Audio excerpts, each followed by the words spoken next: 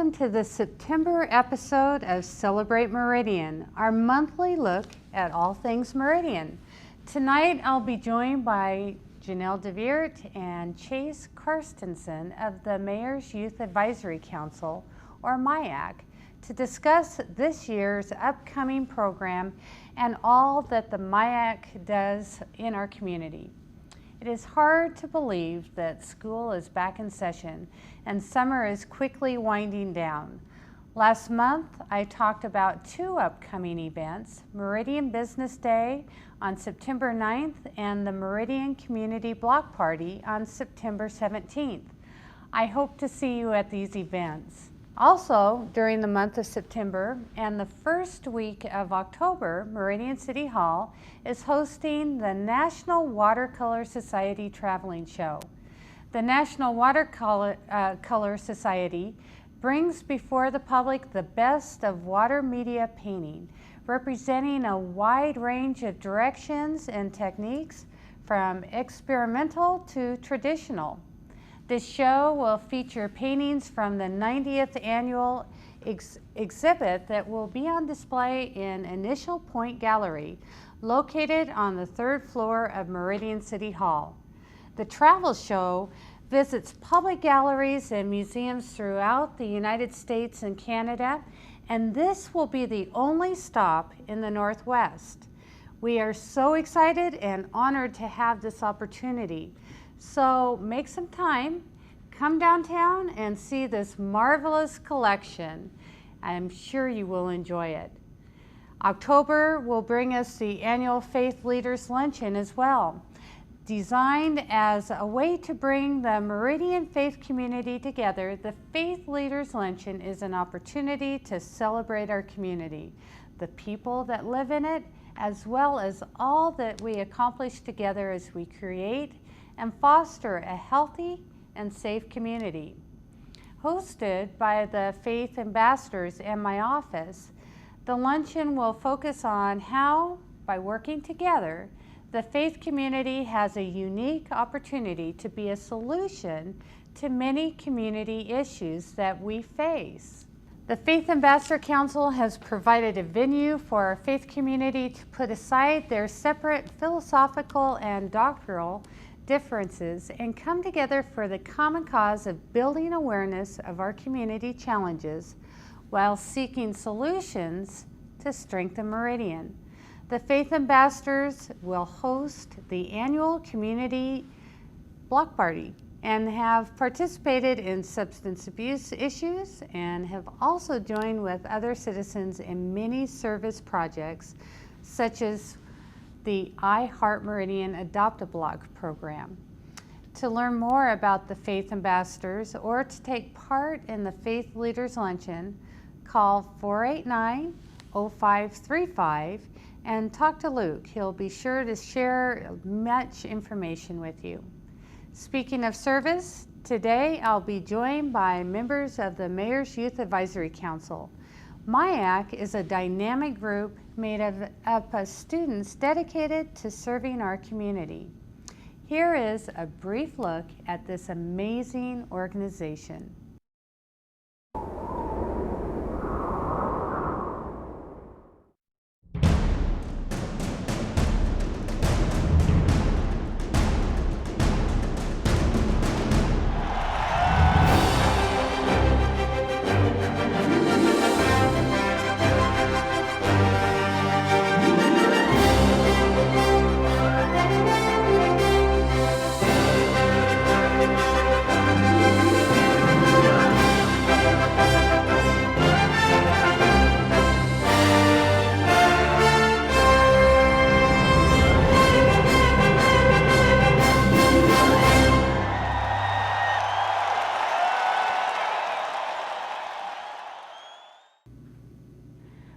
Welcome back. Tonight I'm joined by Chase Karstensen and Janelle DeVeert, two of MIAC's leaders for the 2011-2012 school year.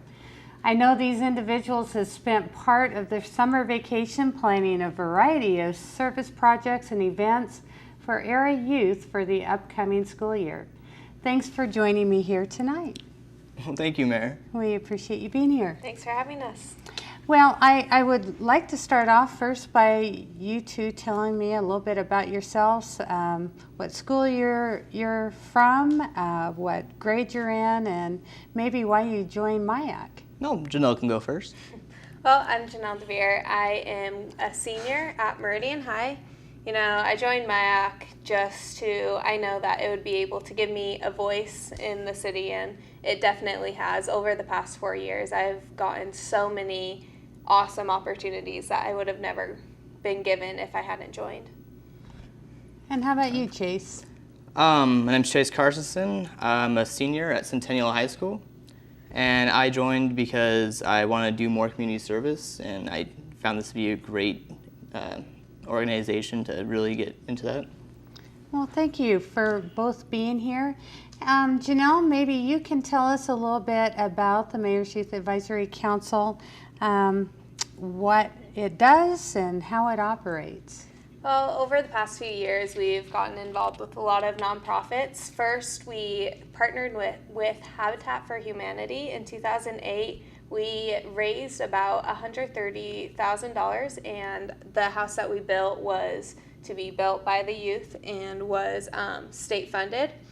In 2009, since MIAC was so involved with the Idaho Meth Project, that Idaho Meth Project decided to have the Phase 2 presentation at the Meridian City Hall, and we got individuals from the 3 major Meridian high schools to be there, and we had a few representatives from MIAC even speak at it. And then in 2010, we partnered with the Meridian Food Bank. We had a dinner auction for them, which raised about $3,000 to $4,000. So it's been a very eventful few years, and MIAC's been awesome. Yeah, and just last year you had a dinner auction for the Meridian Senior Center. Chase, could you tell us a little bit about that? Well, in the subcommittee community involvement, we decided to help out the senior center, and we decided to throw a dinner auction, and it went fantastic. It had really good food that was cooked by the Renaissance, and then we just had a great time. It was a great experience. We raised about $3,000 to $4,000. It was amazing. It was very well attended by the community. You, the MIAC students, looked fabulous. You showed yourself very well, and certainly the culinary arts students had a dinner that was just very tasty. All in all, it was a great success, and the Meridian Senior Center was very appreciative of it. Oh, I'm glad we could do our part to help. Yeah. Now, you mentioned subcommittees. Maybe each of you could talk about what your favorite subcommittee is. Well, I'm going to have to go with Government Affairs. I have been chair. I was chair last year and the year before, and it's brought out a whole new passion in me. We work hand in hand with the legislators, and just 2 years ago we were working on the beer and wine tax and a few others, and then 3 years ago we worked on the beer and wine tax, and then for the last 2 years we've been really taking the driving while texting bill into our hands in its many forms. Hopefully this coming year it's going to pass. We're going to do our part again to get that passed. And then we also received a stand grant from Idaho. The American Lung Association, and so that was a $1,000 grant that we received the last 2 years that we've been able to put on events for anti-tobacco use in youth. That's great. Now, what is your favorite subcommittee? I'd have to say community involvement, which is we plan a service project, a pretty big service project every year. And we go out and we do it, and it helps a lot of people, and it feels really good to get that done. Yes, you have made a presence in our community, and you make a difference. Now, there's a third subcommittee. That's the Teen Activities Council. Yeah. Mm-hmm. What they're doing is they try to give a healthy alternative to illegal parties and whatnot for teenagers in the high school age group. They have thrown Halloween parties at Wahoo's, hockey matches. It's awesome. The things that they're able to accomplish in that committee is crazy. It is. It gives a healthy place for teens to go and hang out once a month. It has been successful. I look forward to what that committee does this coming year. Now, Janelle, you're the chair for this upcoming school year. Yeah. Can you tell us a little bit about what your role and responsibilities are? Well, the major role is just keeping everyone on task, running the meetings, and just delegating those jobs and making sure that everyone who joins MIAC has the equal opportunity to get out of what they put in. So with every organization, people are going to be either incredibly involved or not so much, and we try to make sure that those kids who really want to get something out of it will, and get those awesome connections. Oh, great. Now, you're also on the executive committee. Mm-hmm. What role do you play? Well, this upcoming school year, I'll be the communications.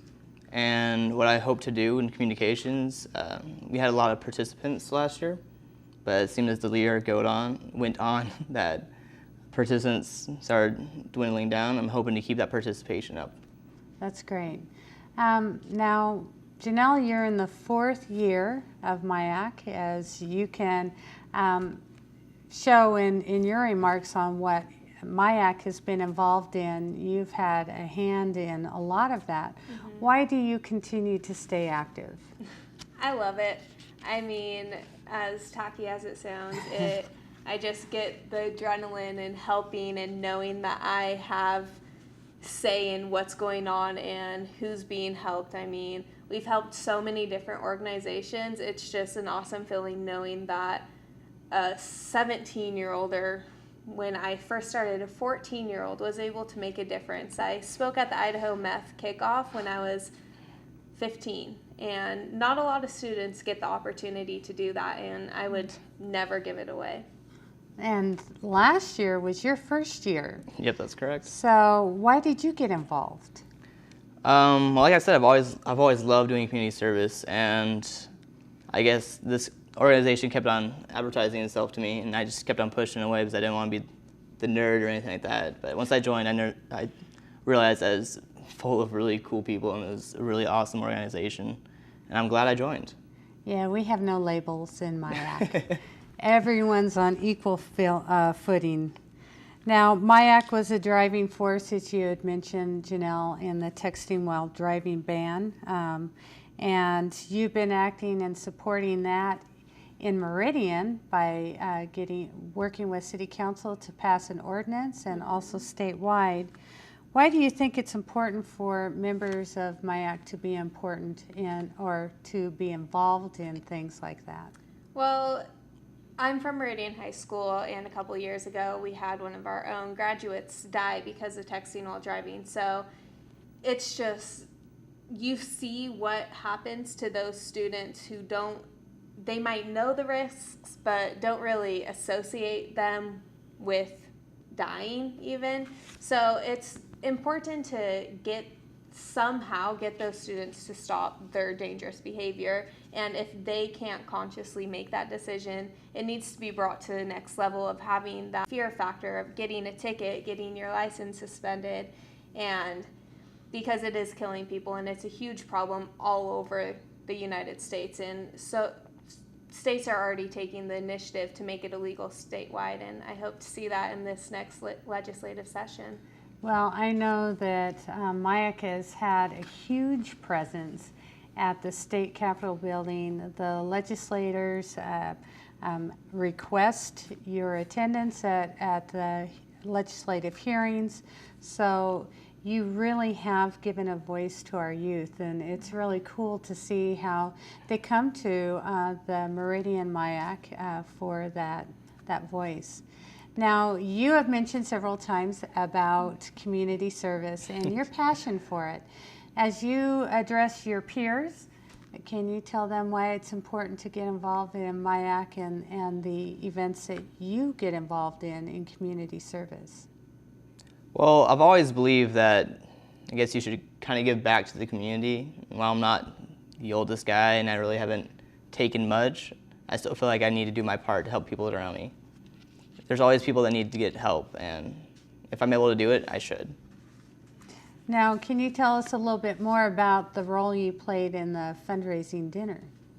The fundraising dinner, I went around to a lot of shops, a lot of organizations, and I asked them for donations or auction items, and I got a few of those.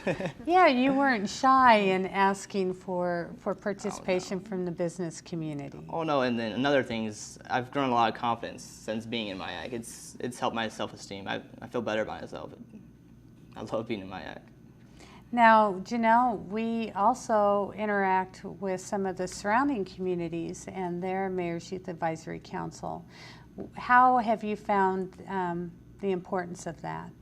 It's just having that diversity in opinions, in what we're surrounded by. We're all part of the same valley. We're all in the Treasure Valley, so we need to be able to come together as one and work together because we're the leaders of tomorrow. We're going to be ruling the city, as scary as that may sound. We're going to be up there in 10 years, so we need to work together and set a basis of what we want to see in our community. That's great to hear. Now, Chase, we have a new year ahead of us. Mm-hmm. What are you hoping to accomplish this year? Well, as I mentioned earlier, I really hope to accomplish being able to get more participants in MIAC. I know it's done a lot for me, and I'm hoping to kind of share that feeling to the rest of the people. I'm really hoping to be able to accomplish a little bit more with our community service projects as well. Now, what does it take to become a member of the Mayor's Youth Advisory Council? Pretty easy. I mean, we have our meetings every other Monday, about 2 times a month, at 6 o'clock at Meridian City Hall, and all you need to be is a student in the Meridian School District. If you live out in Boise or wherever, but you're still going to a Meridian school, you're welcome to join, and it's a life-changing experience in my opinion. So how old do you need to be? There's 14. 14 Yep. to 18. Yep. We also have kids that are homeschooled, so if you have an interest in getting involved in the community and you're a teenager, you want to leave your imprint on our community, certainly it is a great opportunity. Yeah. So how much time, Chase, do you give each month? Is it a huge time commitment? It all depends about how much, because you can put into MIAC how much time you want to put into MIAC. I guess the basis would be just 2 hours just coming to the meetings, but me personally, when we're doing the community project, I was putting probably a good 3 to 4 hours each week, or each month, sorry. Okay. Well, and you also had an opportunity, you give presentations to City Council every month. Does that feel awkward, or what? Is that a pleasant experience, or is it something that's just kind of a monthly task? No, I mean, being in MIAC, being in the Mayor's Youth Advisory Council, we get to know those city councilmen behind their titles. We see that they're just as human as the rest of us, and we can make jokes, and we're just buddy-buddy, and it's in a professional way, though. I mean, in front of City Council giving those presentations, it's a great way to practice parliamentary procedure and just seeing really how the city works behind the scenes. It also, they support you. They showed up at the fundraiser. They also allow a small budget for the youth council that you can utilize to initiate your community service projects, the teen activity center projects, and various things too. So they do try and support you in a number of different ways. Oh yeah. If you were to talk to a peer, Chase, and you have an elevator speech, what would it be? I think it would just be simply to share my experiences with MIAC and just tell them to come. Like, once they come, they'll understand what it's all about and understand that it's a really good organization to be in. What would your elevator speech be, Janelle? It would be about how great of an experience, the doors it opens, the connections you make, really. I mean, like I said, you get in, you get out what you put in, and if you're putting it in your all, you get out a world of opportunity. Yeah. So it prepares you for college, it prepares you for the real world, and that's one of the most valuable lessons you can learn as a teenager in high school. Well, I've been thrilled to talk with both of you today to hear about what you get out of the Mayor's Youth Advisory Council and sharing a little bit of your passion with our viewers, and certainly encouraging them to let kids they know from 14 to 18 to come out and join these two.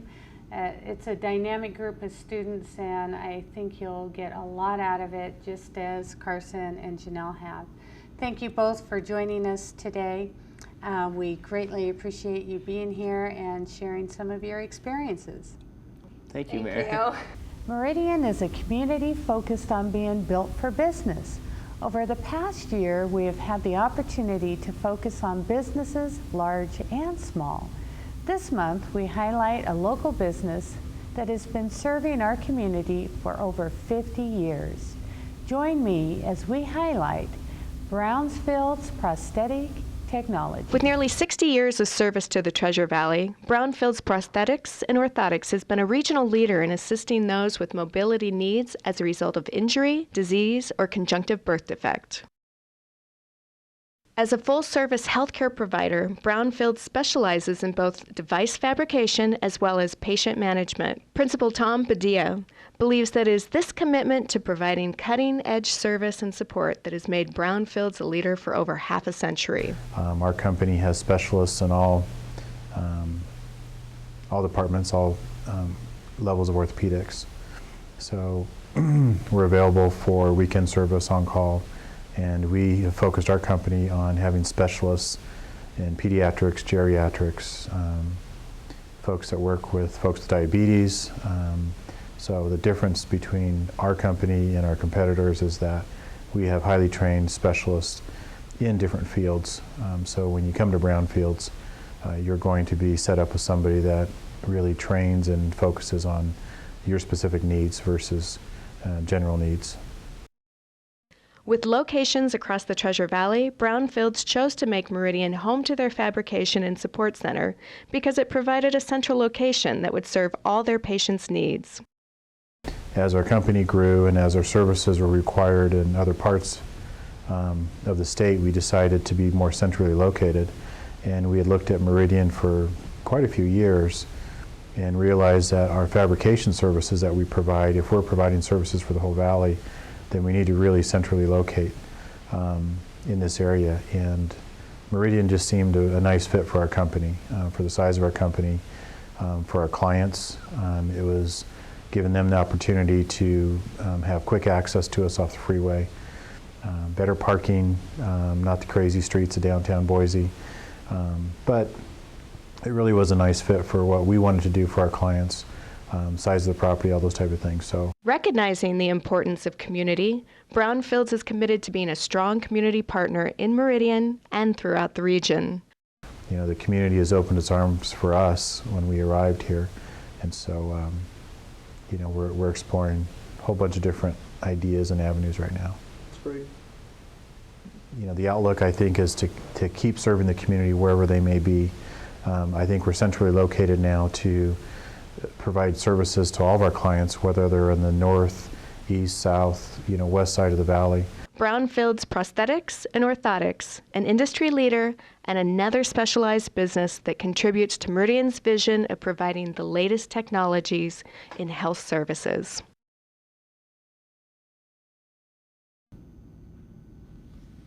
Now, one of my favorite parts of our show is when we get to answer a question from the community as part of our Ask the Mayor segment. Mayor, if I found a lost animal, what do I do? Well, the City of Meridian has a volunteer-run animal shelter that assists in the return of lost or missing pets. If you find a lost dog, contact our city, Meridian City Animal Shelter, at 794-0944. The MVHS, and I can't tell you what that stands for, recently formed a nonprofit organization that has been approved for tax-exempt 501c3 status to raise funds in hopes of building a new and larger animal shelter in Meridian. They offer the utmost care to the animals of the Meridian Animal Shelter and maintain a 100% adoption rate of adoptable animals. It should also be noted that all dogs living in the city limits are required to be licensed. Dogs who are spayed or neutered cost $16 they must be spayed or neutered, and the license costs $16 a year. Non-spayed or neutered dogs are $21 a year. And some are the lowest, ours are the lowest licensing fees in the state. To purchase a license, check with your local vet or stop in at City Hall or the Meridian Police Department. Okay. Well, we are at the end of our program. I'd like to thank Janelle and Chase from the Mayor's Youth Advisory Council for having joined me this evening. As a reminder, past episodes of Celebrate Meridian can be viewed on the city website at meridiancity.org. And you can join me on Channel 11 every Thursday at 8, where we will find new and exciting ways to celebrate Meridian.